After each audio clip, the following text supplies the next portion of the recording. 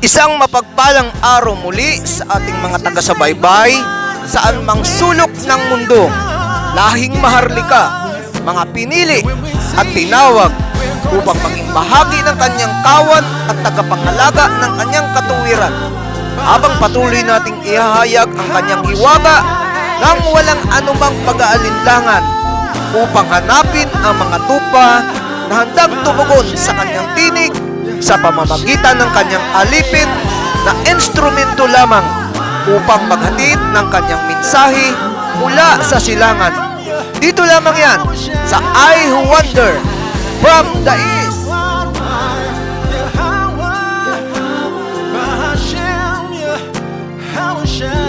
Sa nakalipas na pagtatalakay ay ating tinalakay ang tungkol sa batas ni Moses.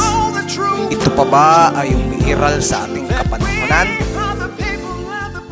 At ngayon, atin namang tatalakayin na dapat pa bang gawin ang pagsusunog ng baka o ng kambing o ng iba pang katulad nito upang mapatawad sa mga kasalanan? Ito pa ba ay isinasagawa ng iilan o ng ating kapwa-kawan? Sa aklat ng Hebreo, talatang 10:1 ay sinasabi, sapagkat ang kautusan ay isang anino ng mabubuting bagay na darating, hindi ang tunay na larawan ng mga bagay, kailanpaman ay di maaaring magpasakdal sa mga nagsisilapit sa pamamagitan ng mga hain na laging inihahandog taon-taon. Ang kautusan o ang law ay isang anino anya ng mga mabubuting bagay na darating.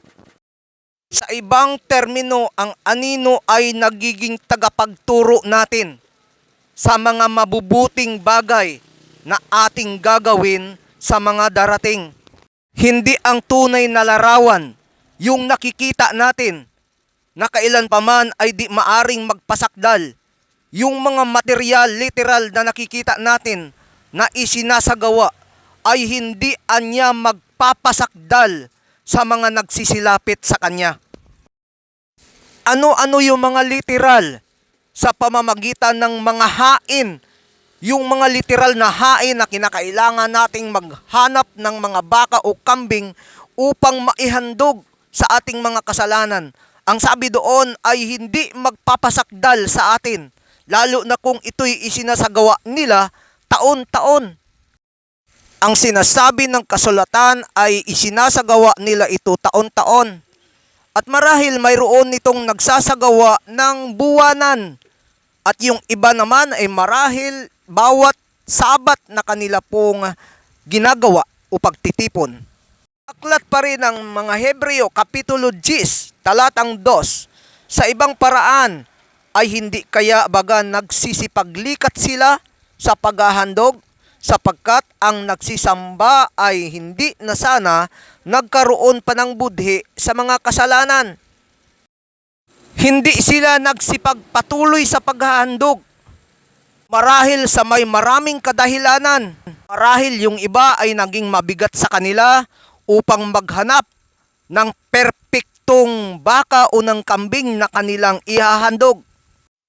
Ang paghahandog ay hindi po ito basta na kukunin mo lamang yung isang ihahandog mo upang ihain.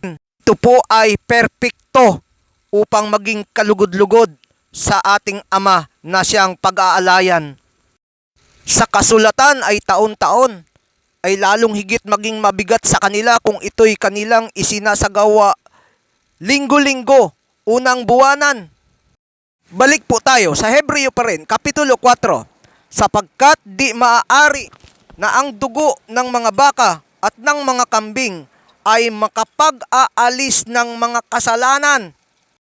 Kahit na marami kang inaalagaang baka o kahit na marami kang inaalagaang kambing at makakapili ka ng perpekto doon, ay sinasabi ng kasulatan, hindi pa rin maaari na ang dugo niyaon ay makapag-aalis ng kasalanan. Hindi anya iyon ang maging batayan ni Numan upang maging kasangkapan para mapatawad siya sa kanyang kasalanan. Kaya kung marami ang nagsisipaggawa pa nito sa kasalukuyan, ang talata na ang nagpapaalaala na hindi iyan ang makapag-aalis ng inyong mga kasalanan. Talatang 6, patuloy po, sa mga handog na susunugin at sa mga haing patungkol sa mga kasalanan ay hindi ka nalugod. Hindi po niya ito kinalulugdan at hindi po siya natutuwa sa kanilang mga pinaggagawa. At ano po ang ating batayan kung bakit hindi po niya ito kinalulugdan at hindi po siya nalulugod? Patuloy po tayo. Tandaan po natin, ito po ay hindi natin sariling kuro-kuro, unang gawa-gawa lamang. Ang lahat ng ito ay atin pong binabasa ayon po sa kasulatan. Sa Kapitulo 7 po ay sinasabi, nang magkagayoy sinabi ko, narito, ako'y pumarito. Sa balumbon ng mga aklat ay nasusulat tungkol sa akin upang gawin, o Ama, o makapangyarang Diyos, ang iyong kalooban. So ito po pala ang dahilan kung bakit yung mga hain, yung mga baka at kambing na ating susunugin ay hindi niya kinalulugdan, sapagkat mayroong darating yung kanyang kordero o ang kanyang bugtong na anak ay mayroong gagawin. Ano yung kanyang gagawin? Siya ay paparito sa atin upang ihahaing handog na buhay ang kanyang katawan.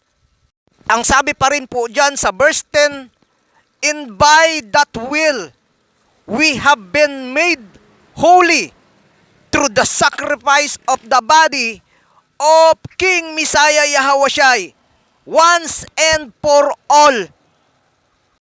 Ang sinasabi po dyan, sa pamamagitan ng kanyang kamatayan, ay ginawa niya tayong maging banal. Sa pamamagitan ng ano? Once and for all. Lahat na. Yung mga bagay na ating ginagawa noon ay hindi na natin kailangang gagawin pa ngayon sapagkat mayroon ng isa na nagsakripisyo para tayo ay gawing banal at maging karapat-dapat sa Kanya. At ito ang dahilan kung bakit hindi na niya kinalulugdan ang pag-aalay at pagsusunog ng baka at ng kambing na ginagawa ng iba.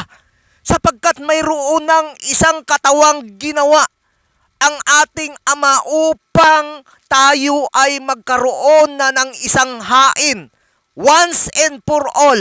Kanino katawan yun? Katawan ng ating hari na si King Messiah Yahawashi. So kung ito'y sinasagawa pa rin ng iilan, ito ang masasabi namin. Binabaliwala ninyo ang kamatayan at sakripisyo na ginawa ng ating King Messiah Yahawashi. Now, ngayon, halimbawang tingnan naman natin ang kanilang argumento tungkol kay Apostol Pablo na sila ay nagagalit dahil siya ang nagsulat ng Hebreo. Ay di balikan natin si Jeremias, si Propeta Jeremias. Basahin natin. Jeremiah 31, verses 31 to 33. The time is coming, declares the Lord Yahweh, when I will make a new covenant with the house of Israel and with the house of Judah. It will not be like the covenant I made with their forefathers when I took them by the hand to lead them out of Egypt, because they broke my covenant. Ang sinasabi po dyan ay the time is coming. Sa mga darating na panahong iyon, ang sabi dyan, ay gagawa siya ng isang pakikipagtipan na hindi katulad ng kanyang ginawa sa ating mga magulang. So, mayroong gagawin siyang bagong tipan. At yan po ang naging confirmation pagdating sa mga aklat ng Hebreo. Ibig sabihin, maging si Apostol Pablo po ay hindi gumawa ng sarili niyang kuro-kuro o gawa-gawa niyang aral, kundi base na rin sa kanyang nabasa sa panahon na kung saan ay nangangaral siya. Nabasa rin niya ang mga hula ni Propeta Jeremias na ito'y nagkaroon ng katuparan at yun ang kanyang sinulat.